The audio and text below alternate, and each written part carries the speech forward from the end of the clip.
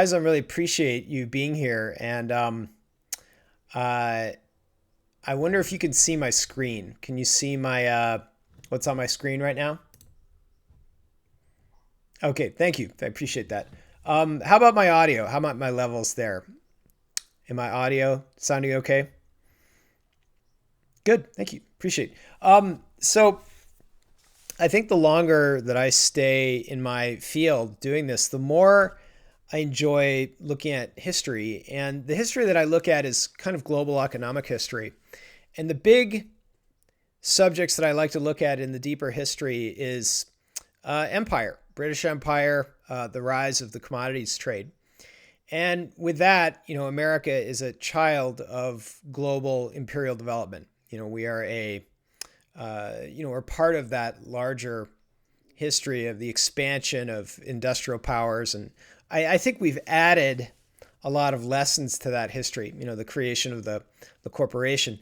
And really the original design of corporations came from Standard Oil, the Rockefeller vertically integrated oil processing, distribution, exploration. It was the Rockefeller Standard Oil that really created the basis for a distributed corporation. And at the time that Standard Oil was founded, there were, I think, 80 different industries that they attempted to merge or integrate into a single vertical corporation. Now, eventually, the corporation became very successful and they were obligated to break it into many pieces. But I think that having one corporation, i.e., Exxon, or rather Standard Oil, be responsible for the distributed production of a commodity was a very important precedent in the history of business. So this week, we are talking about e-commerce.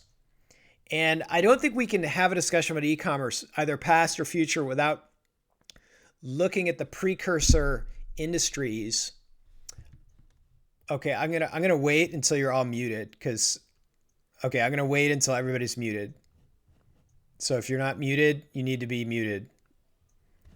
Okay. So thank you. I think it's very valuable to look at the past and the corporate history pre-e-commerce because we are also in we're in a very rapid age of e-commerce innovation. And I can't just talk to you about Craigslist and eBay. I have to tell you a little bit about corporate structure pre-eBay, pre-Instacart, pre-Angie's List. And then I want to talk about that because the only way that you guys can understand the future, foresee a future development within information systems is with respect to things that we've already seen. The future will have some combination of things that we've already seen. There'll be a combination of corporate structure, i.e., how does the corporation vertically integrate itself? They'll have to do with commodity structures, i.e., how the globe or how the world sees the basic building blocks of the corporate delivery system. From there, we're going to look at global markets. How does the world take advantage of what that corporation has to offer vis-a-vis the commodity? How does Standard Oil or modern Exxon deliver the commodity given its market price? When you're looking at historic ideas like Dutch East India Company, Portuguese East India Company, British East India Company, the early design of globalism had everything to do with commodity price and whether you could deliver the commodity at an appropriate time where that commodity had value. And the modern corporate structure of the foundational economy, i.e., electricity, oil, pork, orange juice, the basic commodities, Bitcoin, the basic commodities have to be delivered in a timely basis in order to justify the creation cost. And that's very fundamental to the design of corporations. So when we're looking at e-commerce, I think it's very wise to look at the way that the American corporation first wired itself together. And of course, for there to be a national corporation, i.e. an Exxon or a Standard Oil that's distributed in many different places. Here in this chart, you can see that Standard Oil was obligated to be broken up into several different regional oil producers. But the question remained, how can we integrate oil production on a national or global basis and make it profitable vis-a-vis or in relation to markets? So how can I time the delivery of oil to markets and do that in a very nationwide or worldwide way? And it was the early British Petroleum and the early Exxon that helped to, and Dutch Shell was very important. These are very important early lessons in integrating manufacturing so that you have a profitable product that's delivered. And it was really the Americans that really excelled at this. Does that make sense? And so you have an American exceptionalism story, I think very much in relationship to the early corporations that, for many historical reasons, took root here. So when you have an e-commerce, and we'll get into e-commerce in just a minute, you're really having a history of corporations. And you also have a history of commodity markets like the NYMEX or the Chicago Board of Trade or the CBOE, where you have futures in all the major commodities. This summer, Bitcoin was added to the list of commodities that have futures that are traded. Now, the futures have been traded for about 3 years of Bitcoin, but it's interesting that we're seeing new commodities. You know, Bitcoin, cryptocurrency, they're really an e-commerce medium. So we need to begin with the basics of commodity in order to arrive at the modern definition of commodity, and then to have some appreciation of wire trade and then electronic markets. And these are really the beginnings of e-commerce. Now, Standard Oil was very good because it introduced the idea of one corporation that operates in multiple time zones with thousands of people spanning 80 industries, and then distributing that business template across the globe and doing it well, and doing that on a competitive basis, i.e. Standard Oil versus Dutch Shell. You know, Dutch Shell is an ancient corporation also that it would have to, compete with, share planet Earth with. Now, to move along, because I can't tell you everything about that, I can just tell you some of the basics. When we look at other commodities, i.e. pork, orange juice, fat, lard, those are commodities that trade. Potatoes, Irish potatoes specifically. You look at meat and chicken and milk. These are the building blocks of the retail economy. The big corporations that excel are not necessarily in the business of raising or slaughtering chickens or developing chickens. Tyson and other large mercantile corporations are really in the business of integrating the work of thousands of other poultry producers. So very similar to Standard Oil, you have this idea of the integrator.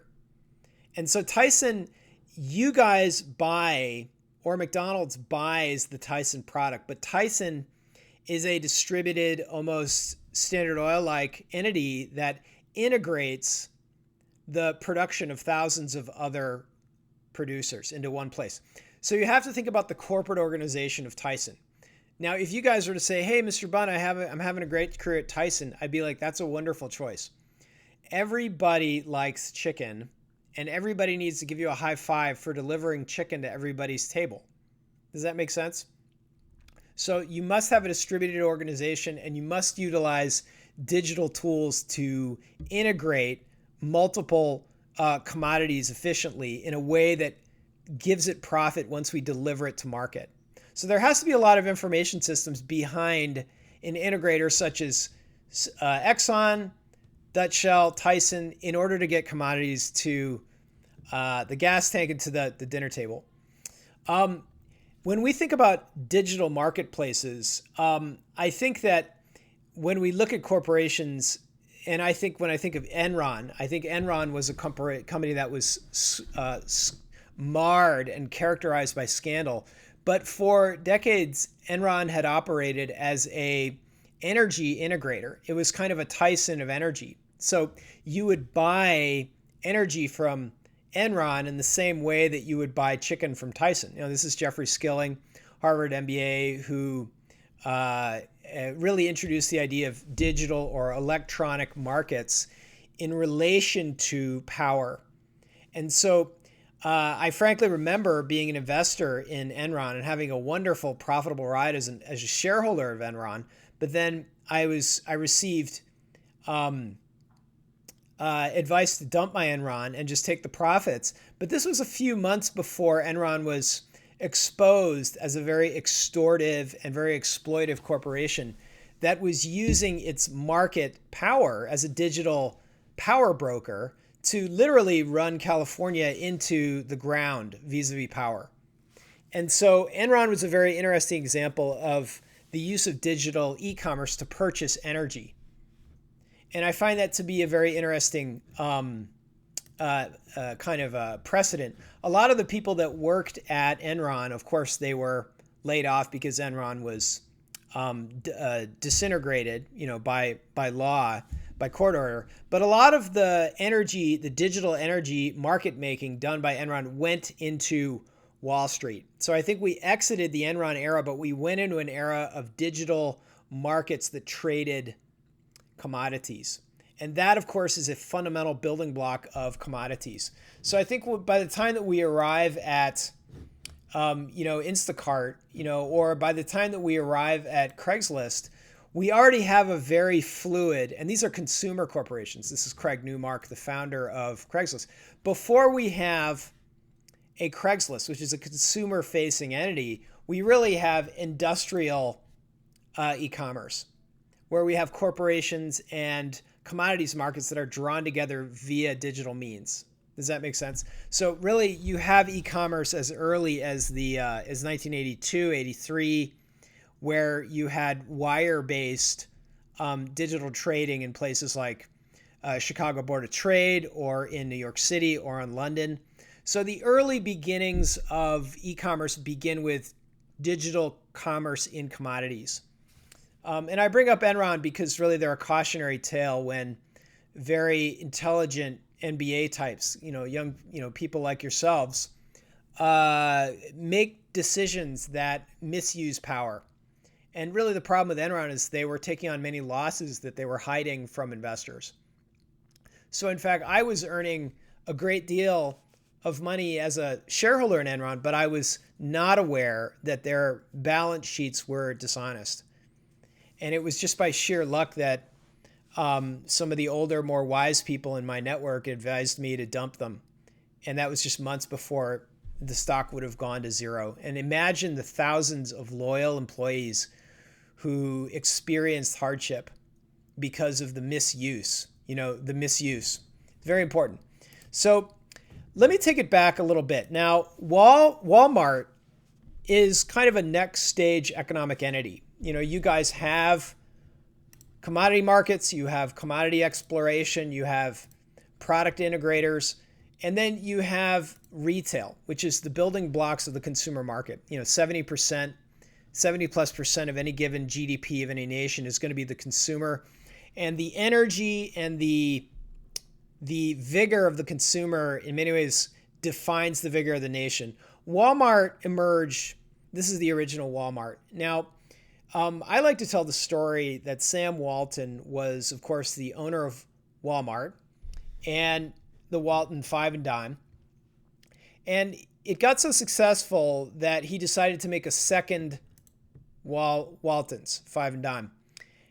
And it was in the addition of the second store that Sam Walton went bankrupt and was unable to pay his debts. And he found that the premise of the store was to create a retail, like a one-stop shop for rural shoppers that did not have any other alternatives. So it was rural Arkansas where there was not much retail, and there were markets there, but there was very little product. So he intervened as an entrepreneur and created stores.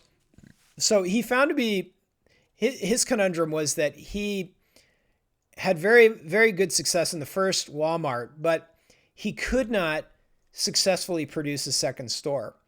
So he went into bankruptcy. He was driving back and forth between one Walmart and the next Walmart, trying to align in the second Walton Five and Dime what the successes that he had in the first Five and Dime. But he found that he was trying to create a store with too many products that he could not manage using analog means. Pencil paper was not adequate.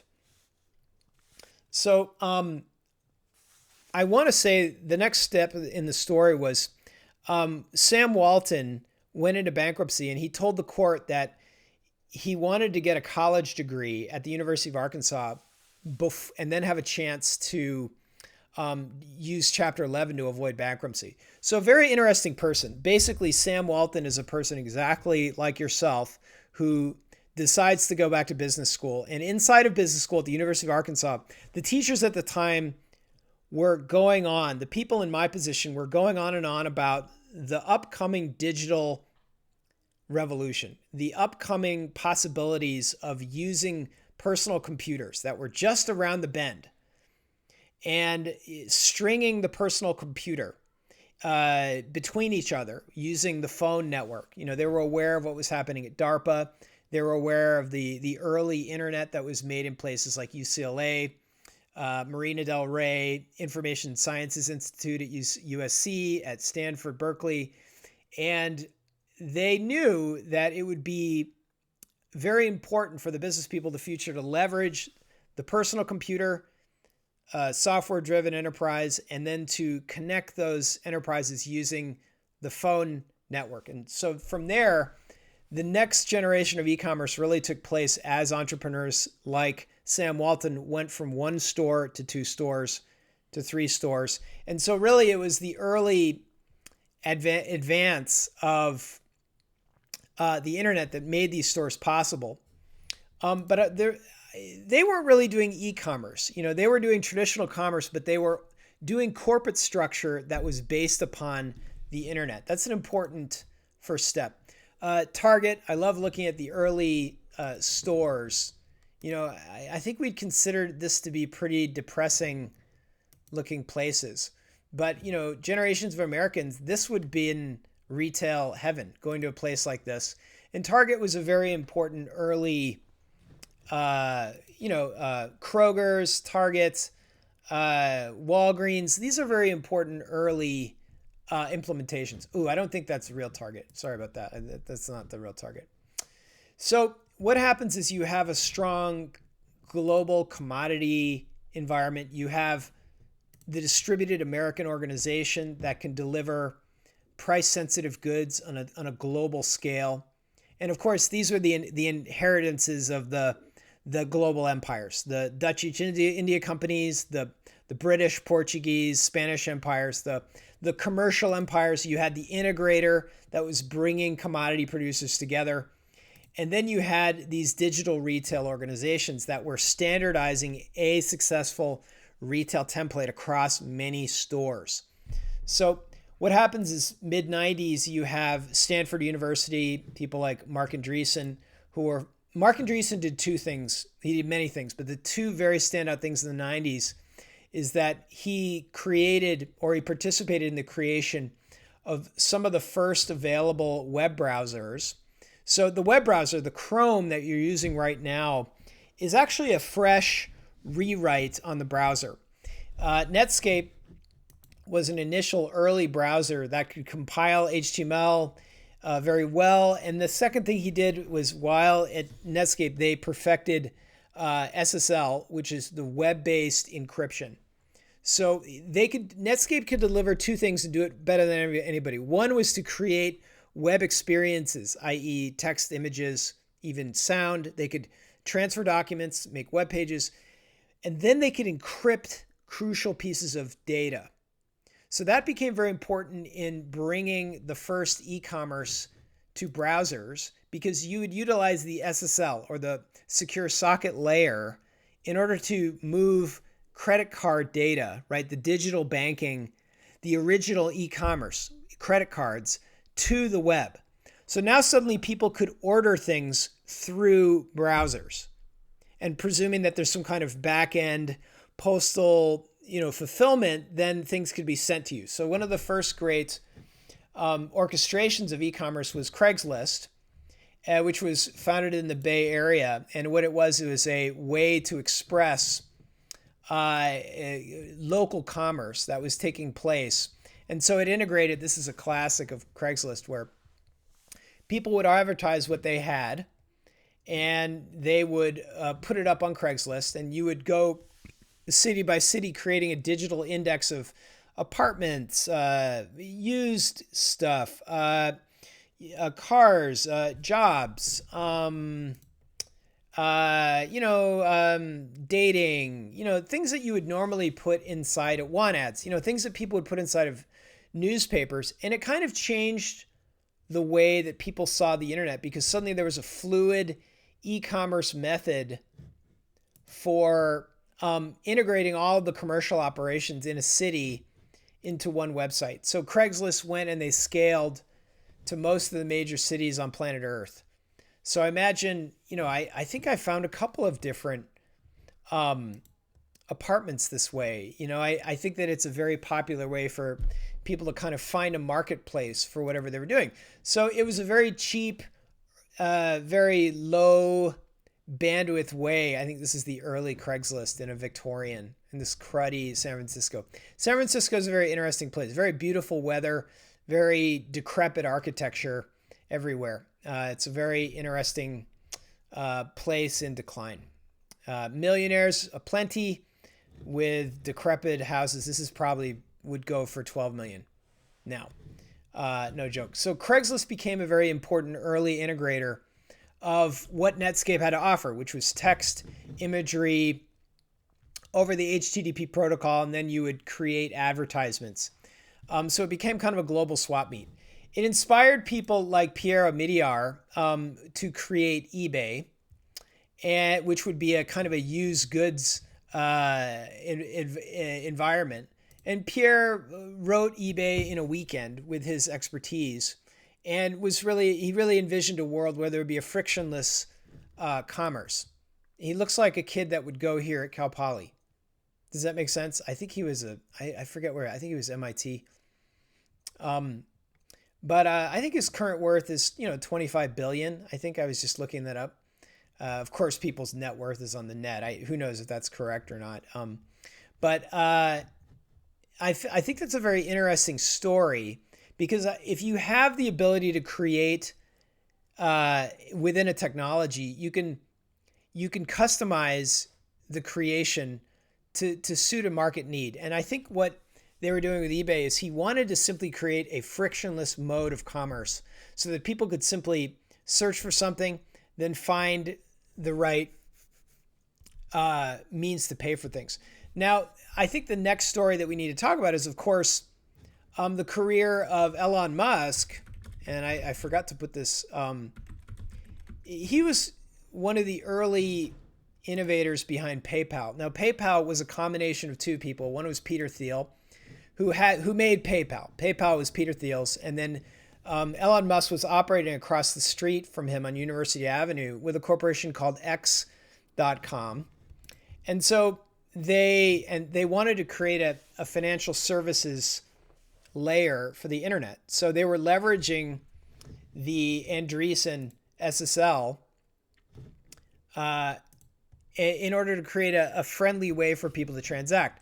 Now, it was very important for PayPal to have eBay, and we could not envision eBay's success without PayPal, because largely eBay had very convoluted payment methods, and there was a very doubtful method for monetizing eBay. They didn't have a way to make money until PayPal was there to help sellers become kind of storefronts unto themselves. So at the same time, while these were, and I remember the real-time development of these. I was living in the Bay Area, and I remember Amazon coming about and maturing at the very same time in Seattle. So we would, I remember my roommate had an old Mac Classic, and we would look at web pages and order books through Amazon.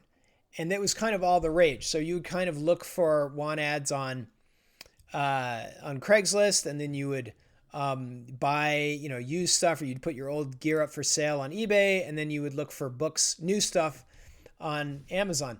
So I think these 90s entrepreneurs created an intellectual revolution between the innovations at Netscape and the early experiments in Craigslist, the kind of humanist, experiments at Craigslist, connecting people locally, and, creating frictionless commerce.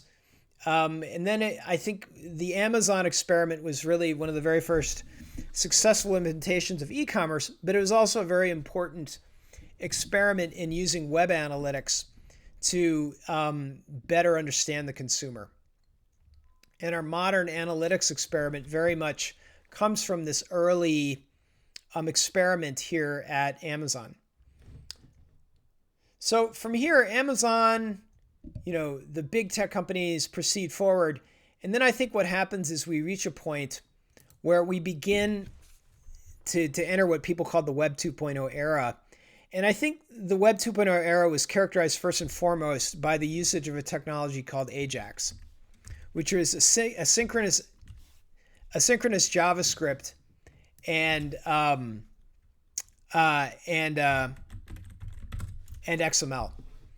And we no longer use the XML portion of that, but AJAX was a very important technology that we were using. And the first great implementation of AJAX was Gmail and Google Maps.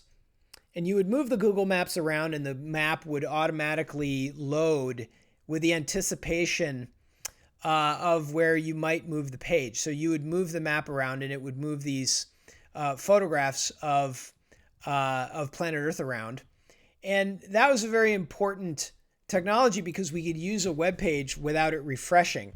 And so Gmail became a very important, one of the first great implementations of AJAX.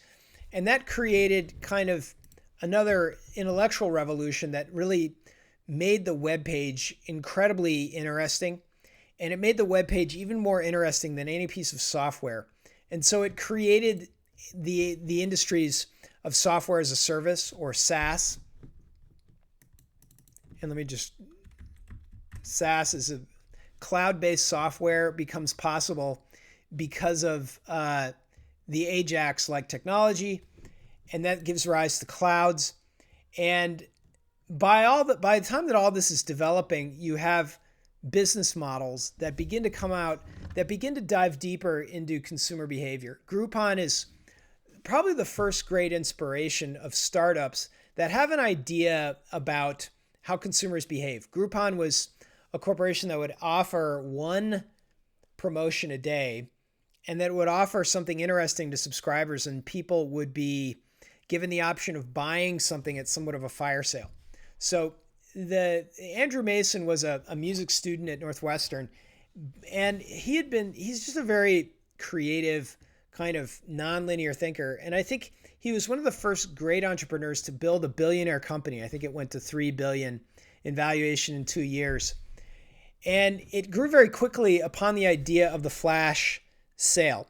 So a business could promote itself using Groupon by offering an interesting experience or a product and then only offering 1,000 of them. But the Groupon had a kind of a psychological relevance that really took hold. And from there, we had a series of startups that really bring us to the modern e-commerce era, where we're using the Jeff Bezos mentality of trying to understand the psychology of the consumer. What is the consumer looking for? And I think Andrew Mason really demonstrated that if you are very sensitive to the mentality of customers, that you could create promotions that people would want to buy at scale. And so Groupon gathered a great deal of income very quickly because it understood the psychology of the flash sale. So that became a very interesting precedent. Uber was developing soon after. Travis Kalanick was a UCLA graduate and was working at various startups. And his idea, as a Los Angeles person, I think the social problem he saw was that cars are wonderful, but in LA, they're kind of a double-edged sword because you have a car, but then you can't get anywhere.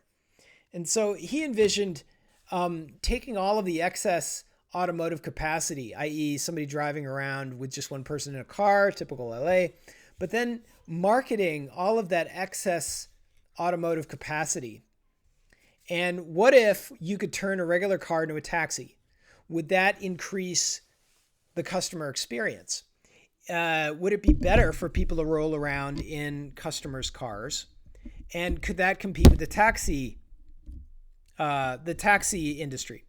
And so it went from kind of a doubtful idea where we say, well, I don't know, a bunch of underutilized cars. Why would people want to become taxi drivers?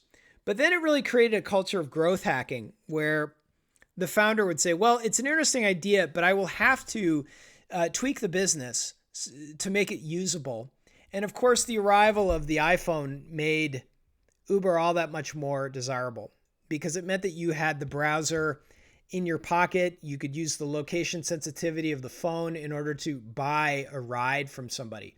So in many ways, it combined the kind of freewheeling urban spirits of a Craigslist where, you're using the excess capacity in the community and you're finding an integration spot where you could sell the excess capacity or the extra commodity within the community. So I see a lot of the same ideas within, frankly, Tyson's Chicken, where you're integrating a commodity in a singular web or internet-based e-commerce portal. And so Uber as a technology would understand where the rides were, where the cars were, and then at the same time it would understand where the consumers were, and it would use the location sensitivity of the iPhone, the emerging geolocation of the iPhone, in order to connect commodity with market. And so it was a very interesting implementation of people buying each capacity in each other's cars. Very interesting. And today, Uber is a very important component of the e-commerce community. And now I think Uber is a very important idea that when we think about the e-commerce interface to commodity, I think we also think about the Uberization, the quote unquote Uberization of everything. How can we create an individually specified commodity delivery over a mobile phone? It's doing a lot of classical American industrial concepts at one time. So the same way that Craigslist spread, they went from city to city and they would take a month to spread. And it currently, the way it runs today is Uber is really inching out the taxi services. If you're a taxi driver, you're probably also marketing your services over Uber. So very interesting. I think it gives rise also Apoorva Mehta's Instacart, where in the Bay Area he envisioned making a delivery service where the inventories of grocery stores would be stored in a database with a picture. People would see the inventory, they would select pieces, and then the orders would be packaged and then distributed to the buyer. So of course it's an e-commerce, but it's a service concept. It's the idea of packaging the personal shopping idea and alleviating somebody of having to shop for themselves. And so I think a very good question would be, well, who in their right mind would use Instacart? It's almost like Uber or, it would be who in their right mind would do that, order and then have things delivered. And I think this is very, very common where the founder gets an idea and then he or she can see the implementation. They can see how you can hack the growth of such an idea. But I think as an idea, it took a number of years before it would take root. Now, I think COVID is a very interesting moment because you have a social crisis where people could see a pandemic coming. Pandemics are historic, be it the Spanish flu or the Black Death or, pandemics are part of human history. But I don't think the founders of any of these companies, be it Amazon or Instacart, foresaw COVID. I don't think anybody did. with any prescience. But I think now that we're in a kind of a pandemic environment where our mobility is constrained, our access to public service is constrained, there's a crisis over whether people should vaccinate or not. The people who are insistent upon vaccination want to deny access to the economy, for those who do not vaccinate. And instead of getting into the peculiarities of the debate, we're at kind of a place in the economy that we've not been yet. And you have certain ideas that are lighting up and becoming more viable. The idea of Instacart is becoming much more relevant to us. I know just as you and I are talking, my wife and I are accepting Instacart orders, at our front door. This is just the way that people are doing things right now. So very interesting. So it brings me to the next one. And here is, I don't know if you guys have ordered a car on Carvana yet. I am literally about to buy my next car over Carvana. And I spent 2 hours at various dealerships, and it really threw my schedule off. But I spent the morning visiting various dealers and looking at cars. And I realized that years ago in 2017, I had a bright Cal Poly student tell me about his experience in Carvana. And of course, I would drive home, between Cal Poly, and I would drive past the Carvana vending machine in Ontario on the 10 as you go outbound. And I had the same reaction to Carvana that many people had to Uber and Groupon, which is, why would anybody want to buy a car over the internet and then have it delivered to your house? And I think the difference here is that Carvana is very focused on the customer experience, and they admit that buying a car at a dealer is an imperfect experience. It's time consuming. It's kind of like going to the dentist. It has some positives, but people have a certain amount of stress in buying a car, at the dealer. And I've been looking at different dealerships for different cars and, trying to feel my way into these. And I think we're right now at a disruptive moment where the traditional power grid was disrupted by Enron. The traditional want ads were disrupted by Craigslist. The traditional swap meet would have been disrupted by eBay. And the traditional retail would have been disrupted by Amazon. Does that make sense? But I think what you have right now is you have a moment where if you can convince a stodgy, lazy person such as Stefan Bund in order to use Carvana, you've accomplished something. Because I'm the kind of person, well, I'm not lazy, but the kind of person who I'm happy to go down to the dealership and just hack it out.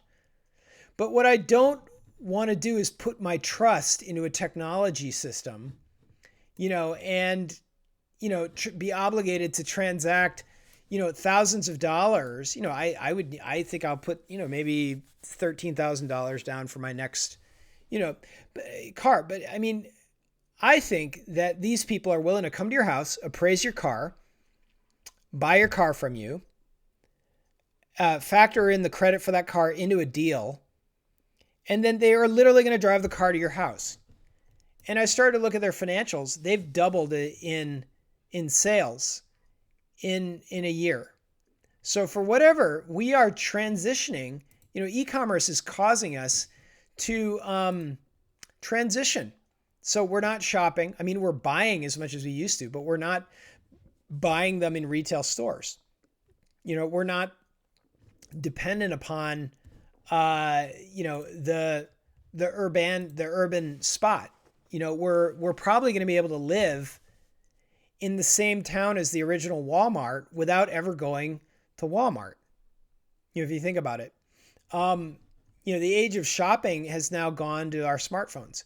And if Stefan Bund can buy a Porsche over the internet and have it delivered to his house, there's no way back. And as I go to various car dealers, I am stricken by the fact that these car dealers are, instead of selling 180 cars a month, I stopped by a VW dealer. They said they did typically 180 cars in a month, but they are doing 8 cars a month. As of today, September 28, 2021. And they estimate that supply constraint, microchip and supply constraint vis-a-vis cars will exist for the next 3 years. And I'm thinking, how in the world can a Ford Motors, let alone all the distribution outlets for that car, for those cars, how can they remain in business in the next 3 years? There will need to be, in many ways, Carvana is trying to do to the car dealers what Uber did to taxis and, Amazon did to traditional retail. They're literally operating at a theoretical point, and this is Ernest Garcia. They're literally operating at a theoretical point of trying to re-envision the commercial experience for people. Another Stanford grad, I think they're just there's really an exceptional culture there of innovation, and I think it's just something you guys need to keep your mind on. Now, I want to keep moving. ServPro is another great e-commerce implementation, but I want to bring back the idea of integration, or being an integrator. ServPro what they do is, if you have water damage to your house, or you have a storm damage to your house, or you have a flood, or you have Hurricane Katrina, you can call ServPro, and their saying is like it never happened. What they will do is they will come to your home or business, and they will restore the drywall and remove the damage that water and storms took. Very interesting business. I have a very good friend who has a family-owned, multi-generational restoration business. And what I've noticed is they have become a full-scale ServPro franchisee. And I find that very interesting that during COVID, they stopped doing business as their family business, very successful, and they started doing business as ServPro. And I started to think to myself, well, ServPro is a lot like Tyson. They're an integrator. They take a commodity service, i.e. labor, skilled trade labor, and they provide a web-based interface for restoring property. And so what you do is you go to ServPro and you say, hey, can you request help? Can you get me started and save my home? Submit. And then they hook you up with the nearest ServPro franchisee. Now, the way that it works is Stefan Bund, the fat American, is sitting on his couch watching 12 hours worth of college football Saturday, in between bouts of push-ups and pull-ups. And an ad for ServPro comes out, and Stefan Bund takes note that ServPro is the one you call if you have water damage to your house.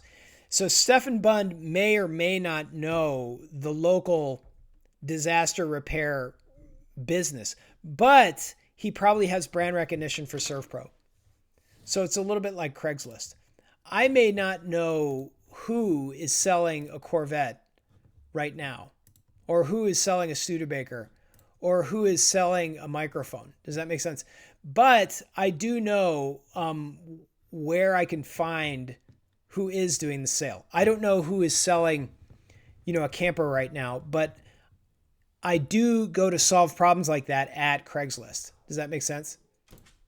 And so ServPro is a very compelling idea. But the reason why I want to bring it back to the early roots of American industrial history is because that's what Standard Oil was. Standard Oil was in the business of refineries and of exploration, but they were also in the business of integrating the commodity to the point of delivery. Does that make sense? So in truth, they would buy, if you were an oil driller, they would buy the oil from you. So, I think this is a very valid area for you guys to read, historically, for you guys to develop more understanding of, the history of these distributed American enterprises. because ultimately we are seeing the same kind of spirit in the e-commerce culture where Amazon is not in the business of really producing things. What they're in the business of is getting commodity and then integrating it into one place so that it facilitates the customer's marketplace. And this is I think the garage in Seattle. One of these great Seattle stories. These great consumer-facing Seattle businesses. Seattle's a very interesting city. I almost moved there very recently. I wasn't going to tell anybody at Cal Poly. I was just going to be like, hi, But it's kind of that spirit of integrating economic commodity into a consumer-facing marketplace that characterizes all of these wonderful e-commerce success stories. So it's something that you guys need to think about. I mean, when I ask Cal Poly kids about, what are they emotional about? What are they interested in? I always get a different answer. Sometimes I had wonderful students talking about fishing. I had wonderful students talking about anime figurines, $4 billion market. And I was thinking, well, probably a smart Cal Poly entrepreneur would take whatever they're really geeky about, what they really like to talk about, and integrate it into an e-commerce experience that would solve all of the information asymmetry between, all the hundreds of producers of the fill-in-the-blank commodity, of all the anime figurines, and then all the millions of consumers who simply want a rationalization of the commodity market, i.e. the anime figurine market. There should be a collection place where I go there to make the purchasing of something very simple, searching cars. And so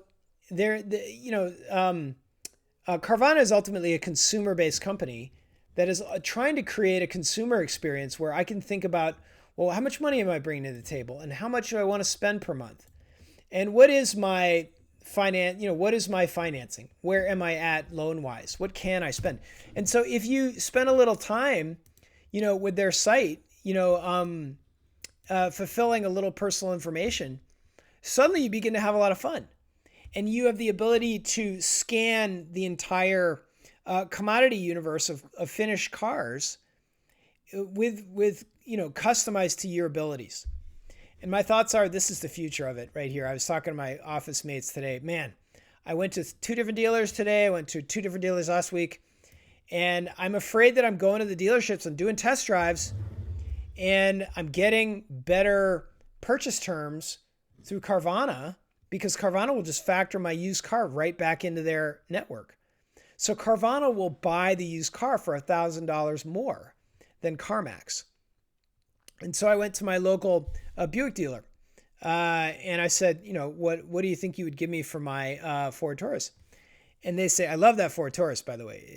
It's a wonderfully contrarian car, in a world of imports. And they said, well, we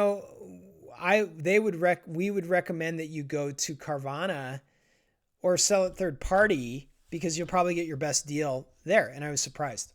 So I said, okay, so I got to sell my car to Carvana. Someone will come pick it up. And then I got to walk down the street to you guys and buy from you guys. They're like, that's what you want to do. If, that's how you're going to have to do it. And my thoughts are, well, why don't I just transact with Carvana? I'll get the optimized resale trade down on my car, and then I'll go ahead and buy a new vehicle this way. And my thoughts are, oh my gosh, how can you be a car dealer and with Carvana on the horizon? It's really, really interesting. So ServPro works the same way. I mean, instead of studying the index and getting consumer reviews on different tradespeople, why not just go to one place? So even, Angie's List, this becomes the idea of Angie's List, where, a homeowner goes to one place to receive a index of very competent tradespeople. Now, venture capital, Silicon Valley gets involved, puts millions into it, makes Angie's List into a property technology integrator. But that idea is basically a Craigslist idea. It's, why can't we combine all the local commodity in a domain, i.e. services, into one web-based e-commerce platform? And Angie doesn't come over to my house and fix stuff. Angie is thinking about how I can tap into the local commodity labor pool and in an optimized basis, choose the best, most qualified person. And what Angie is doing is she is offering e-commerce as a way to facilitate the integration of a local commodity, i.e. skilled people. Very interesting. It'd be neat to have her talk at Cal Poly if we could only get, we've done this before where we that we had Linda, lynda.com. Lynda.com is actually no more, but Linda's a real person. And let me get a picture. Linda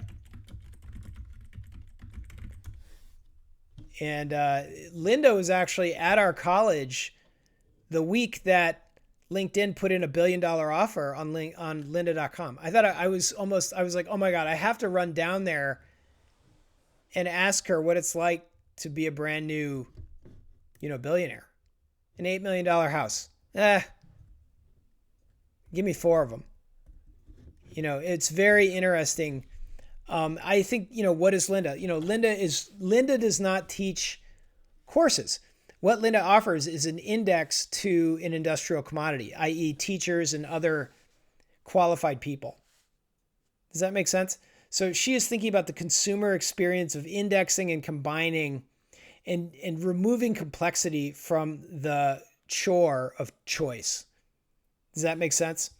So, very interesting. Here, my mouse is all stuck. So, Home Advisor, leveraging the Angie engine. I think you have Toys R Us right now. Here, it's interesting to find Toys R Us. Toys R Us right now is an e-commerce portal where the physical Toys R Us, went chapter 11. Toys R Us is incredible. I took my kids to the fire sale at Toys R Us when they were going out of business. And I was like, okay, kids, let's go get some cheap G.I. Joes and what have you. It wasn't Toys R Us anymore. It was Industrial Shelving is Us, or Fire Extinguishers Are Us, or Cash Registers Are Us. They were literally selling the doorknobs. Everything was for sale. But right now, Toys R Us is back and they are trying to become a toy integrator. Does that make sense? And Target is their back-end IT provider. Target wants to leverage. Toys are frankly going to be a huge part of the Target experience. I might need to buy some of these for my daughters. Oh my gosh. Download the printable. What? Oh, that's going down. Print. But, this is they're going from being a retail integrator to being a consumer-facing personalization toy integrator. And they have the wherewithal to do it. That they can do it. Oh my gosh, scooters. This is where the Cal Poly kids go shopping before school year begins right here. I think this is your next game, guys. That's what you got to do. Get around campus. $480. It's cheaper than a parking pass. So very interesting.